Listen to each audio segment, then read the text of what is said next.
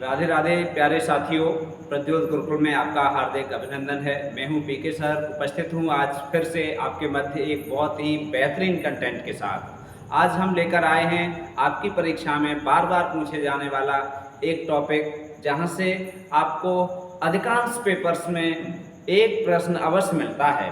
अर्थात कल हमने आपको एक वीडियो दी थी जिसमें हमने व्यास सम्मान प्राप्त कृतियों को ट्रिक से सीखा था, ट्रिक से याद किया था। आज हम भारतीय ज्ञानपीठ पुरस्कार प्राप्त कृतियों को सीखेंगे, पढ़ेंगे और ट्रिक से याद करेंगे।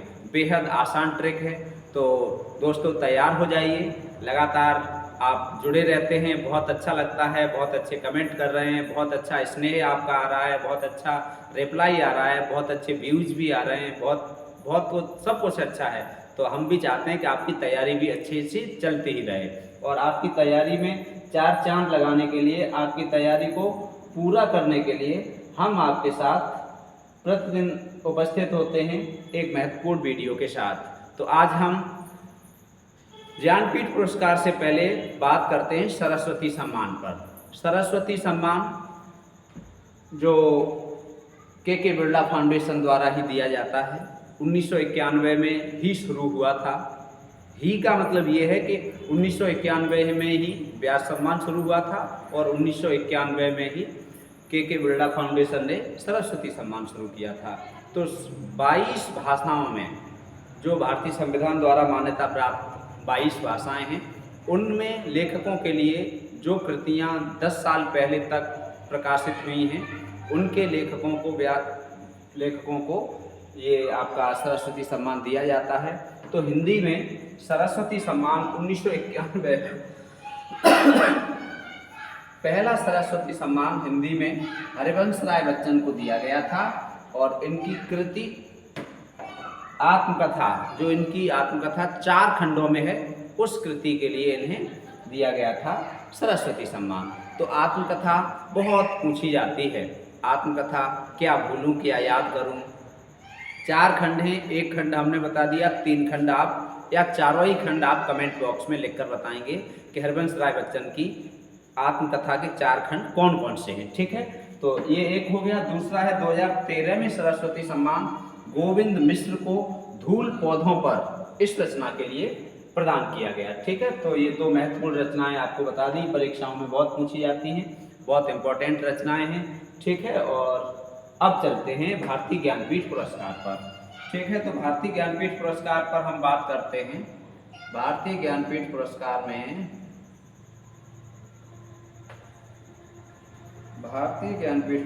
में सबसे पहले हम देखते हैं, देखिए पहले तो हम देखते हैं कि भारतीय ज्ञानपीठ पुरस्कार सबसे पहले हिंदी में 1968 में दिया गया था। चिदंबरा कृति के लिए दिया गया था और इस कृति के रचनाकार सुमित्रा नंदन पंत थे। और जो रचना चिदंबरा थी, इसे जो भारतीय ज्ञानपीठ पुरस्कार मिला वो 4थे नंबर का था, अर्थात 4वां। इससे पहले 3 बार ज्ञानपीठ पुरस्कार और प्रदान किया जा चुका था। ठीक है, 1972 में उर्वशी को प्रदान किया गया। उर्वशी रामधारी सिंह दिनकर की रचना है और जो 1972 में पुरस्कार मिला वो 8वां पुरस्कार था संख्या की दृष्टि से। ठीक है, 1978 में कितनी नावों में कितनी बार, इस रचना के लिए सच्चिदानंद हीरानंद बादशाह अजय को पुरस्कार दिया गया, जो 14वां पुरस्कार था। कौन सा था? 14वां। 1982 में यामा रचना के लिए महादेवी वर्मा जी को पुरस्कार दिया गया, जो 18वां था क्रम में। क्रम भी पूछा जाता है कई बार, इसलिए यहाँ क्रम भी नोट कर दिया है। 1992 में संपूर्ण रचनाकर्म के लिए नरेश मेहता को 28वां पुरस्कार प्रदान किया गया था, क्रम की दृष्टि से 28वां था। 1999 में संपूर्ण रचनाकर्म के लिए निर्मल वर्मा को 35वां।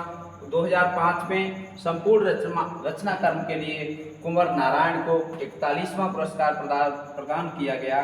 2009 में, ये 2005 में था, ये 2009 में संपूर्ण रचनाकर्म के लिए अमरकांत व श्रीलाल शुक्ल को 45वां पुरस्कार प्राप्त हुआ था क्रम संख्या की दृष्टि से।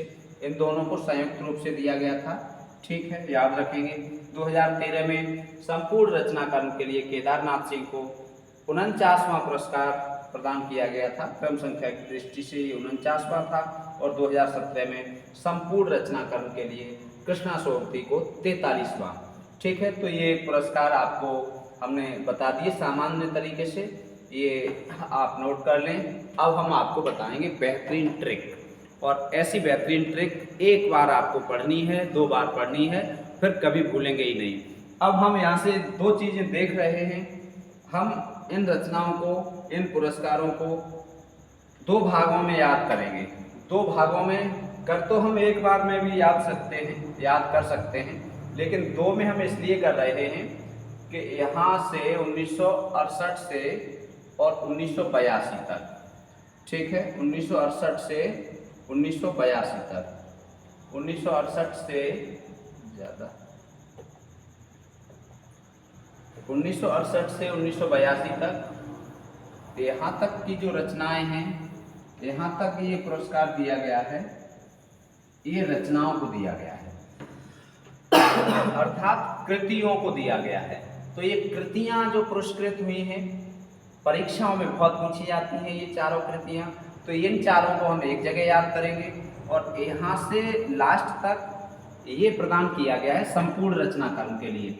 अर्थात यहाँ आपको ये भी पता होना चाहिए कि 1984 ईस्वी में, 1984 ईस्वी से यह पुरस्कार किसी भी लेखक या कवि के संपूर्ण साहित्य को प्रदान किया जाता है।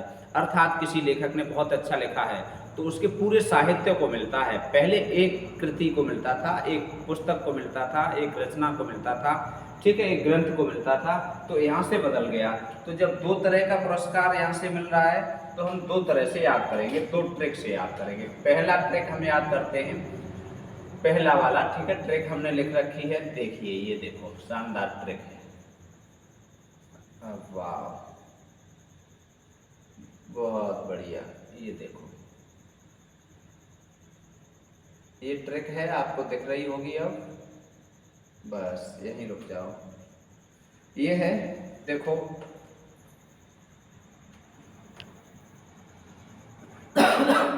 ट्रिक आपको स्क्रीन पर दिख रही है। बहुत सरल ट्रिक है, बहुत आसान ट्रिक है। पंत दिनकर आनंद के लिए महादेवी की शरण में गए। महादेवी अर्थात दुर्गा। पंत दिनकर, पंत से ही याद करेंगे, शुरुआत करेंगे पंत से। पंत दिनकर आनंद के लिए महादेवी की शरण में गए। महादेवी जो महान देवी हैं उनकी शरण में जाना ही पड़ता है आनंद के लिए, सच्चित आनंद, सच्चिदानंद के लिए हम कह सकते हैं। अर्थात ऐसा कोई नहीं हुआ जो महादेवी अर्थात शक्ति की शरण में न गया हो और उसे विजय प्राप्त हो गई हो। तो आपको भी हम एक सुझाव देते हैं कि माँ शक्ति की आराधना जरूर करें, माँ शक्ति को याद करें। और जब भगवान श्री राम, निराला ने लिखा है कि जब भगवान श्री राम रावण से युद्ध में हार रहे थे तो माँ शक्ति की आराधना की और शक्ति ने जब आशीर्वाद दिया तो विजयी हुए। तो ऐसे ही हम आपको भी एक सुझाव देते हैं कि माँ शक्ति को एक बार प्रणाम करें और माँ शक्ति आप सबको आशीर्वाद दें और आपकी परीक्षा में आपको सफलता मिले। तो पंत और दिनकर आनंद के लिए महादेवी की शरण में गए। अब हम देखते हैं पंत और दिनकर, ठीक है। पंत से सुमित्रानंदन पंत, दिनकर से दिनकर रामधारी सिंह दिनकर, आनंद से सच्चिदानंद हीरानंद वात्स्यायन अज्ञे ये आनंद, ठीक। महादेवी से महादेवी, अर्थात पंत और दिनकर आनंद के लिए महादेवी की शरण में गए। तो पंत को, फिर दिनकर को, फिर अज्ञे को, उसके बाद महादेवी वर्मा को। अब इनका क्रम याद रखेंगे, 68, 72, 78, 82। यहाँ से लेकर यहाँ तक ये 10 का अंतर है और यहाँ से लेकर यहाँ तक 10 का अंतर है, ठीक है। 68 के बाद 72 है, फिर 78 है, फिर 82 है। अर्थात यहाँ से जो पहली रचना है ये 68 है, यहाँ से तीसरे नंबर पर 78 है और ये 72 है, यहाँ से तीसरे नंबर पर 82 है, ठीक है। तो इस क्रम में हम याद कर लेंगे। चिदम्बरा रचना हमें याद है, आप सबको याद होगी, ठीक है। उर्वशी भी याद है, उर्वशी को मिला है कितनी नावों में कितनी बार, और यामा, ठीक है। तो यहाँ तक का याद हो गया होगा क्रम से। सुमित्रानंदन पंत को चिदम्बरा के लिए, रामधारी सिंह दिनकर को उर्वशी के लिए और अज्ञेय को कितनी नावों में कितनी बार के लिए, ठीक, महादेवी वर्मा को यामा के लिए।